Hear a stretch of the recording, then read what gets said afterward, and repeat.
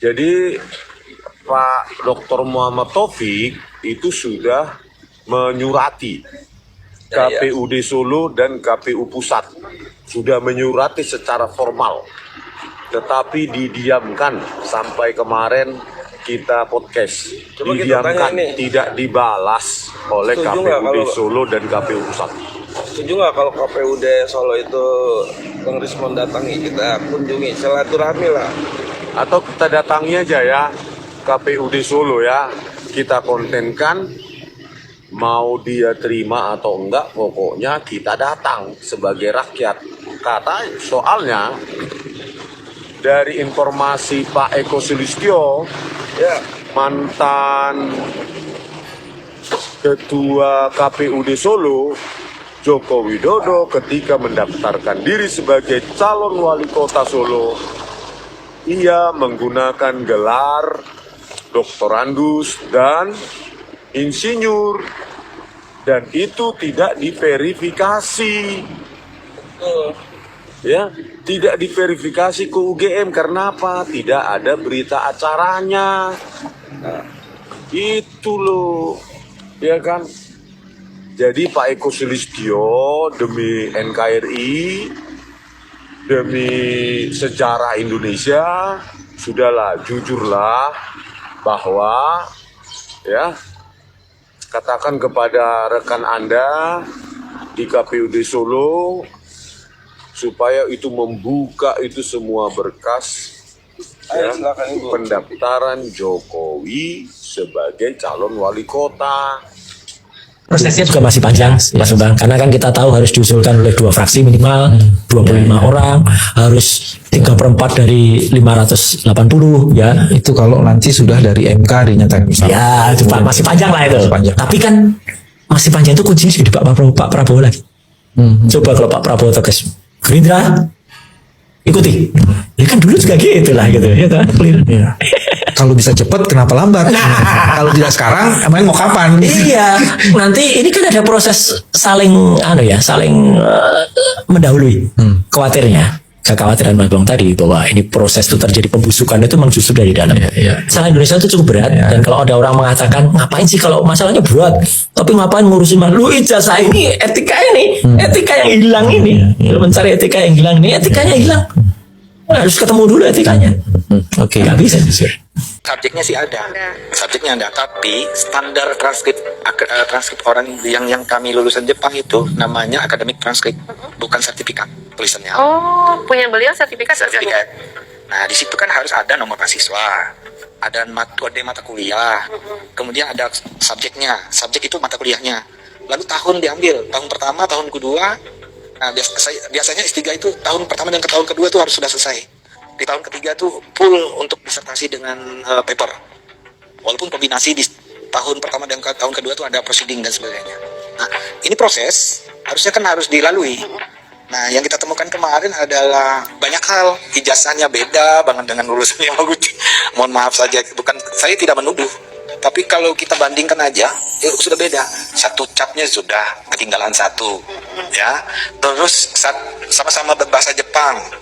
Satu di bawahnya itu dia pakai tanda tangannya pakai huruf kanji.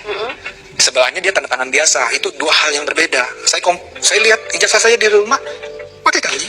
Yang versi bahasa Inggrisnya yang tanda tangan biasa. Nomor mahasiswa punya dia cuma nomor saja.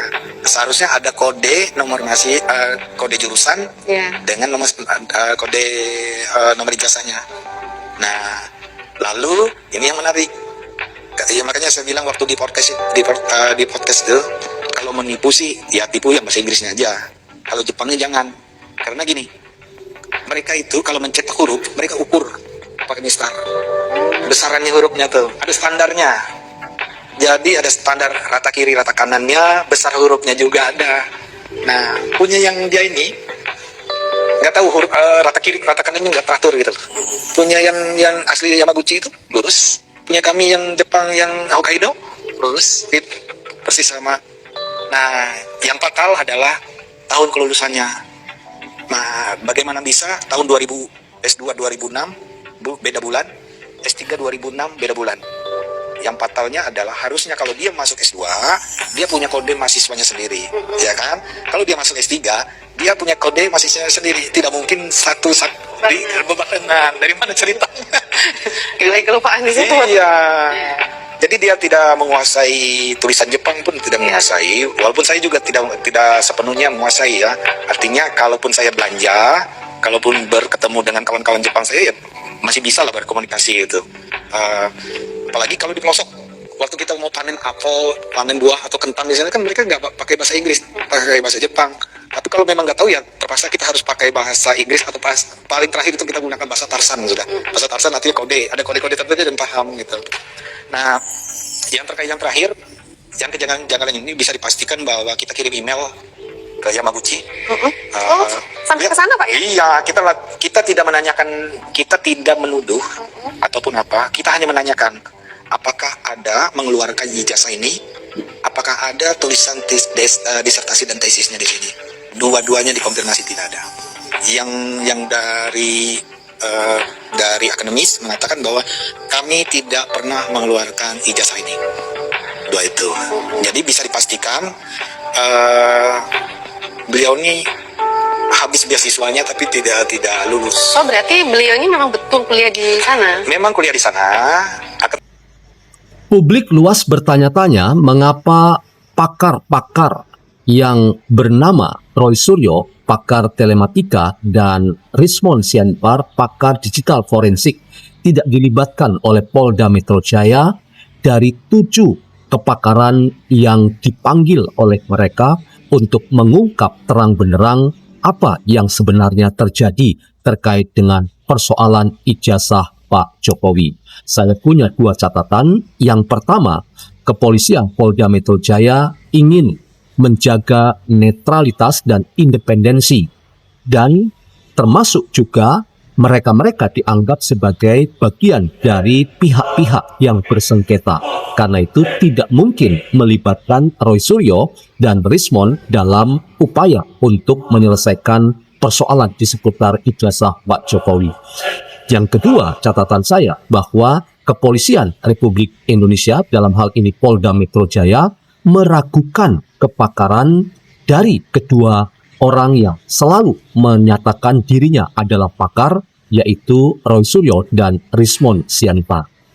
Yang ketiga, saya punya catatan bahwa kemungkinan kedua orang yang mengaku diri pakar, yaitu Roy Suryo dan Rismond Sianipar, kalau dilibatkan, maka kepolisian, dalam hal ini Polda Metro Jaya, akan kehilangan objektivitasnya, oleh karena pihak yang dilibatkan untuk mengungkap terang benderang persoalan ini adalah orang-orang yang masuk dalam sengketa persoalan ijazah Pak Jokowi. Jadi, apa yang sudah dilakukan oleh para penyidik Polda Metro Jaya dengan melibatkan 7 pakar, bukan Roy Suryo dan Rismond Sianipar, itu sudah benar, dan kita tunggu waktunya kepolisian Polda Metro Jaya membuka secara terang benderang lewat gelar perkara duduk persoalan di seputar ijazah Pak Jokowi. Tetapi izinkan saya untuk menegaskan bahwa Pak Jokowi tidak dalam posisi melakukan pembohongan publik atau melakukan upaya untuk memalsukan ijazahnya sampai-sampai ijazahnya dibuat di pasar pramuka.